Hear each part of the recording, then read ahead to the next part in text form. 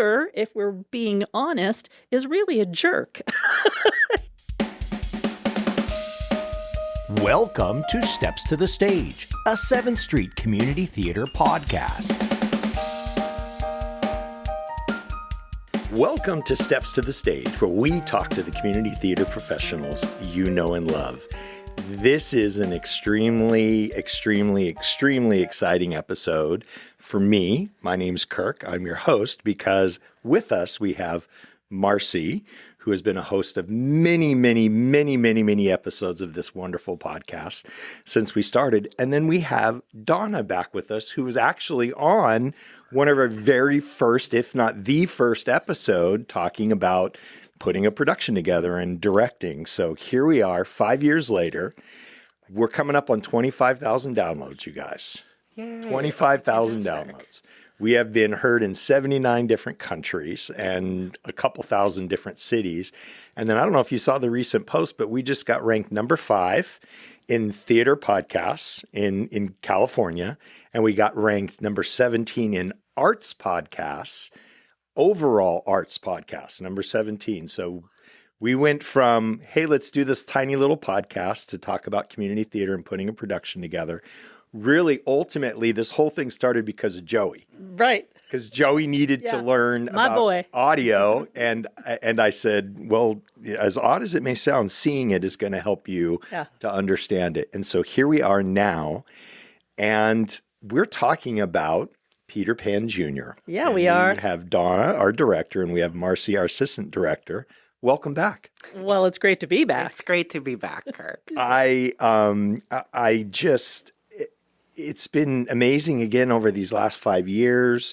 It's a little longer, obviously, that I've been exposed to the theater world. But I just have to say before we get started, what I've loved about this process is the amazing friends that we've been able to make, right? We get to create art and do these beautiful things. And apologies to all of our listeners that we're having a little moment before we talk about this. But I think it's important because the community and community theater is the people. And it's the people that we get to meet along the way, along these journeys that we're out there and expressing ourselves.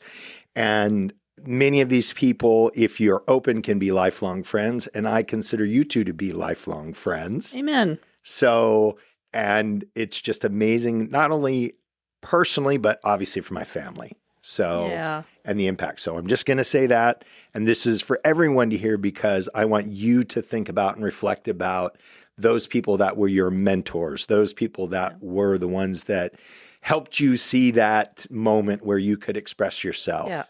And especially for, you know, when we have dark times, to have art to be able to consume, to keep us whole as people is just an amazing opportunity. And again, it all comes from the people. So and always, you know, in those hard times, that is the time when art explodes, art elevates, it takes on a new level and expansion. It's always exciting. But before we move off of the mentoring thing, I need to ring a bell. Yes. Because you mentioned Joe.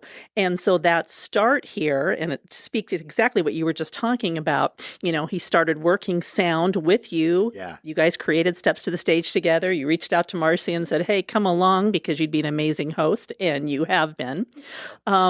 But Joe now is his, you know, field is film production, which is the audio and visual engineering of that film. And that comes directly out of this work here, where he was specifically mentored under you, right, Kirk? So, and that's where he is right now. So we'll always be very grateful to you for those foundations you've given him. And that's why he's not here all the time doing the engineering of this anymore, because he's off building that expanded world right now. It's the opportunity for us in whatever field and you know, as you know, my wife's a teacher. Mm-hmm. We can't go anywhere in this community without, you know, some child or family that she's impacted coming up. For sure. You know, big hugs. And you just see that immediate, like, you know, they made an impact. And for years I coached, and I'll go into a restaurant and I'll hear, Coach. Like, I haven't coached in 10 years, but they still refer to me. It stays with you. And just to see those interactions. Sorry, one final thing that was just brilliant talking about the arts. There was an individual who we'd met through choir. Abby was involved in the choir, and ended up, and Marcy and Joe, all in the same choir. Yes. So this other individual musician, he and I started playing together in my music room, right? And it'd been a couple of years since I'd seen him, and we went to go eat at the restaurant just down the street here from the theater, and the hostess says, "Oh, our musician's going to be back shortly." And I'm like, "Oh, cool, good. We get to have a great meal and we get to listen to live music." And sure enough, it's our friend that I had, played with, and he played the entire time. And I went up to say hello, and just the, face lighting up and going, "You're the first person I jammed with. You're the reason that I'm playing today."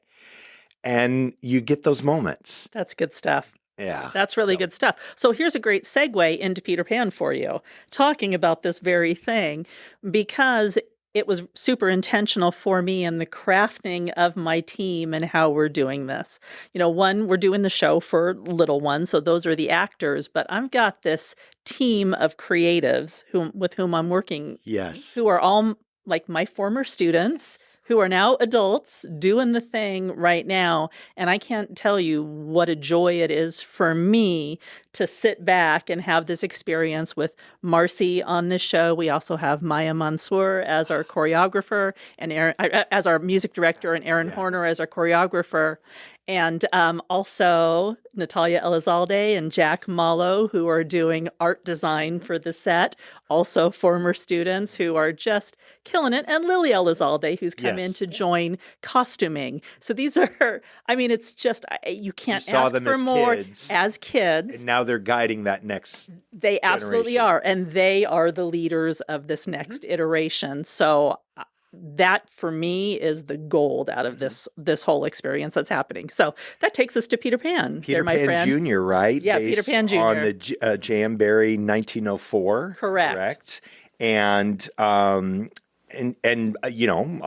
a beloved play. It's been presented in so many different ways. Story. It's a story. Exactly. And it was actually a play first. Not everybody knows that. It was a play, and then the novel came, and then the musical after that. So that's the journey, but it started as a play. So how do you take this work that has been around for over a century, well over a century, has been adapted and shown in so many different manners, you bringing it to our stage? So I'd love to know what goes into that. So let's talk a little bit about this vision, because, I do love to tell a story that is literary based. Marcy knows that. So often, what's Miss Donna's play going to be? It's going to be, Anne of Green Gables. It's going to be something that comes out of literature. But how do we do this in our own way? And I think we hit upon it, because we really have taken the approach of Neverland is this world that it's, is it real? Does it live in the imagination? It lives in this nebulous place in between, and it's for the audience to decide. But we set our stage in the anchored world. We set our scene in the anchored world of the nursery. And from there, we are using blocks that move and become different set pieces. They reshape to then create all the other worlds that we enter. So it's like it's shifting and shaping as we go. And that's one big approach that we're taking. The other was we're really leaning into this light and shadow thing, which are embodied for us with Tink as light and Croc as shadow. And they are out picturings of the journey, the story that everybody's on. So that's what I shared with Marcy early on. And then Marcy, I don't know if you want to jump in. Well, that concept of, sort of the act of play spreading out and sort of taking over and sort of becoming the reality of the show is really what got me interested in working with you on this piece. So I was really excited to do that. And then especially with the light and the shadow and being able to develop that with you has been really rewarding. I want to hear more about the light and the shadow. Can you give something up for us to understand, or is it more of the concept, or how is that being I mean, it's presented? super if we go, it's like really Jungian if we're going into the shadow self and the light self, and there's that face that we share with the world, and there's the inner working, and they are both whole and complete parts of ourselves, right? And we need to be mindful of them as we go out into the world. There's no way we can't get rid of our shadow selves. We can't, hide the light that is there. They are always present. And so we are bringing them forward in conscious ways through the embodiment of these figures and leaning deep into the portrayals of each of these characters who are not like, Hook is not just evil and dark. Hook has layers to him, right? And Peter, if we're being honest, is really a jerk. He has written, this is a jerky punk little pre-adolescent kid, right? But he's also got to be lovable, and our wonderful actor Luca embodies this charm and sweetness. So you love this little turd of a guy, right? So that's it. Tink is, as written by J.M. Barrie, is just a light, and we have a figure who is moving, holding that light. Okay. And with the sound that we have, that is Tink's, music as she moves forward.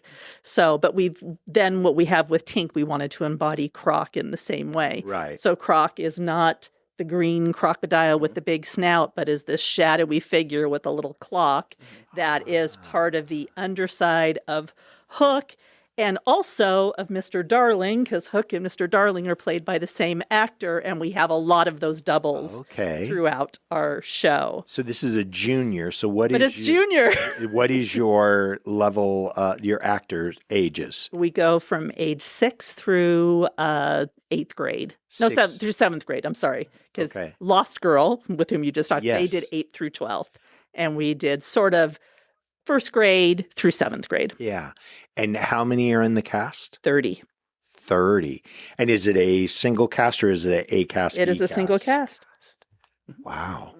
That's quite the cast to... Yeah. But you're pros, both of you. And so I want to know, how are they pushing along the light in the dark? Do they understand? Are they, So here's the thing, and I want to say this about children's theater, because people assume a lot of things about children's theater, that it's all about the kids just walking on the stage, looking cute, and mom and dad are there, and they're going to cheer for them no matter what. I hold up these actors to any troupe, anywhere. They're human beings with depths of understanding and real lived experiences that they bring. Yes, do they have moms and dads and families who are on their side and want to come see them and celebrate them? Absolutely, which means you always have a packed house. So that's a great thing. But these actors, I hold side by side with any of our actors in the adult world, in the adult arena, and in some ways outstripping and outpicturing. There are kids who are just exceptional. Absolutely. Donna, Marcy, give me some of your insight into that. But I want to talk about, before we go into that, we've mentioned the Lost Girl, and I just had the opportunity to speak with them. And I literally essentially stopped mid-interview and didn't even stop, just had to say, I have to tell you how just duly impressed I am with your ability to communicate to me what you think about this character and your role in what you're doing. And I looked at and I said, shame on me for not having a better open expectation for these amazing humans that can do incredible things. Yeah. I myself went, oh, they're going to look cute in their costumes. No, they went to a depth that honestly I haven't quite heard before, right? And it speaks exactly to what you're saying, Donna. And it gives me incredible hope on a lot of different levels, especially as we spoke so much about those that we've seen starting at that age and now directing and doing the things that they're doing. But Marcy, tell us more about your experience with this cast and how, because you were just there not too long ago. Yes, so I was. And expressing all of those depths. Marcy is one of the premier performers that I've ever worked with, and I'm always absolutely always just magnetic and dynamic and extraordinary on the stage. Just wow. So go ahead, my love. As you just said, I have been working with Donna for many, many years now, mostly with her as a director and me on stage, but it was a couple years ago that we did Alice in Wonderland together with several different directors and student directors and assistant directors. And then being able to come back to you now after having directed my own show, sort of coming into my own as an adult. I think you specifically said to me, like, I would love to work with you, but not as teacher-student, but as two sort of equals together. And that really made my heart soar. And I'm very, very happy to be able to be with you on that level now. And beyond deserved. And I learned so much from you also and what you bring to the table. I love your insights, your, well, what about here? And how about this? And, well, don't we want to bring it back? Absolutely. It's been a lovely partnership, and I'm so grateful for the opportunity to learn and grow. When I say that Marcy is an exceptional performer with a deep understanding, I'm not just blowing smoke because she's sitting here and I love her, but it's an absolute truth. And I'm so grateful for this opportunity to interact. On this stage, we've witnessed it on the college stage, on a production that we were able to see you in. So you're not going to get any pushback from me on that. So I would love, though, your experience thus far with guiding this group into these areas of light and dark. It's been really interesting. I haven't really worked with this younger age range as much. It was mostly with you on Alice in Wonderland again. So it's been good to sort of come back to that and, like you said, understand that there is absolutely a depth to these performers and to these people that even I have at times underestimated. And I am, a little ashamed of that, to be quite honest. But it is, as you said, it is a learning experience. And I'm absolutely taking and soaking up all I can. And I'm very grateful for it. That is fantastic. So let's hear about some of the other team and maybe a little bit into costuming, audio, lighting, staging. Yeah. So one of the things we do really well in children's theater, and certainly in this children's theater, is that collaboration. And, there's a place for everybody to come in and shine. And I know as an educator, and you've often in the professional world been a, team leader, and what your job is not to I use the word direct. It's not to direct everybody. And by that, I mean not to tell everybody what to do, but to create space, right? And to collaborate and allow people's creativity to come forward. So case in point, we have Amanda Myers and Debbie Horner, who are collaborating on the costuming, and Lily Elizalde coming in and supporting them as well. These are exceptional creatives in their own right. Now, if I sat down and I said to them, no, I need this, and this is what this needs to look like, and this is what this needs, I gave the general vision. We talked over the light and shadow, and run, create what we are getting back. I mean, Marcy and I are blown away by these costumes that they are bringing. Like, come on with, and the thinking behind them too. The little details are amazing. Talk about the clock with both Hook and I think the Croc. Wendy has put on the little buttons, the stripes of his coat, she's put the little number dials of each hour of the clock and have incorporated those into both of their costumes. That's incredible. Oh my goodness. Yeah. We have concept after concept after concept like that is coming from that creative team, right? And then there's also the people who hold space for the production, our producers, where we have Elizabeth Cisneros and Stacy Colby, who are double teaming on that producing, and they're also producing Lost Girl at the same time. So, holy cow. But, keeping everything organized, bringing in all the people to do, decorate the lobby and do the refreshments and do the novelties, all with holding space with the vision that we have. So that's part of what makes this whole thing fly. Yeah. The collaborators and Brian Goad doing the stage management, our stage design, and my husband Bill supporting him on that, helping the next group come up. And Brian, my goodness, the designs that he's put together. we have our stage manager is Nico Agars, who's in Lost Girl, Yes. who's also stage managing for us.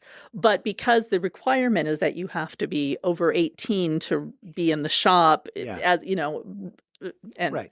our backstage is a shop, everyone. If you're listening, the shop and backstage are one and the same. So to be there, to be in charge, you have to be over 18. Nico was not. His dad, Mark, had an interest in learning, and we said, hey, Nico, would you be willing to train your dad? And Dad, would you be willing to be trained by Nico? So they're coming in together as the duo stage managers on this. So I mean, just a name after name that I'm messing. These are all people who are working together on the shared vision, as well as the 30 actors and the techs behind the scenes. And we've got Sid Burr, who's also in Lost Girl, who is doing our light design, and Sophie Colby, who's in Lost Girl, who's doing our sound design. Lots of crossover and collaboration. And it's a couple things that I'd like to talk about. I mean, one, because I bring it up all the time and I think it's important, but community in community theater. And you just mentioned several of, we talk about here our breakfast brunch guys. Yeah. You mentioned several of those that we meet and a little bit of solving the world's problems, but just talking about the upcoming productions and, knowing that Bill did so much of that and now AJ and now Brian and now I know Cheryl has done a lot of producing and now you have a lot more of these other people that are coming on board. But then we have kids that are actors and stage managers and actors and sound design and actors and doing all of these other things, and then under the leadership of you two, and what it sounds like and what I know is that you have a vision and you have a direction and you're giving them that, but you're not micromanaging through the process. You can't, because you kill creativity when you do that. And yet, as a director, then you also have to come in, you have to clean up, you have to, let's get back over this direction, maybe. You have to hold that space. But as soon as you start feeding the lines, right, you start micromanaging any of it and trying to control all of that, it becomes a wah, wah, wah, wah, wah performance. It's you kill it all. The magic happens when you are the wind beneath people's wings. I mean, really, that's what you got to do. The collective energy of bringing it all together. And then also them feeling a part of it. Ownership of it, right? It rises you up. Really, really, really important, and I hear that in your description of the guidance that's going on in this particular production. Marcy, so much. I mean, we've been through so much and so many different levels, and from you being in productions with my kids and in Superstars, and then hosting so much, and now directing your own things. Like, just I want to hear more about where you're at with that, and just how that's filling you inside. I mean, it has to feel amazing. I really enjoy being on this side of the table, as it were, working working with the actors in that instructorial words. I really enjoy it, and I'm really glad that it's something that I get to do, and that I get to do it in this place. Yeah. So, and the thing about Marcy, you have just such a creative, fertile mind. So constantly thinking. So I'll tell you about, we sat down one day to kind of just make an assessment of props, right? And what do we need? And I'm looking pretty straightforward. And Marcy, who'd already been through everything with a fine-tooth comb, has this vision that's taking it all to the next level. Like the Lost Boys need little accoutrements in their space, and when they go off to go live with the Darlings, as in this version, they do at the end. They're going to be adopted. All of the Lost Boys are going to be adopted by the Darlings, right? And they just had little blankies and toothbrushes and things with them. And Marcy's vision is, okay, well, these are things that they've crafted, right? So there's going to be little slippers made out of bark, and there's going to be a twig that is the toothbrush, and there's you're really taking ownership of that vision of those particular things and the poison that Hook uses and what that poison is like. So, Marcy's not ringing her own bell right now, but I want to ring the bell for her, because that's one of the great thing about this collaboration is there's an endless source of stuff happening up there. I'm pointing to my noggin right now because that's Marcy's expansive creative life and world. There are endless things to draw on. So anything that I need to figure out or I'm stuck on or whatever, and just a little convo with this one, and then gold happens. You're on the path. That's amazing.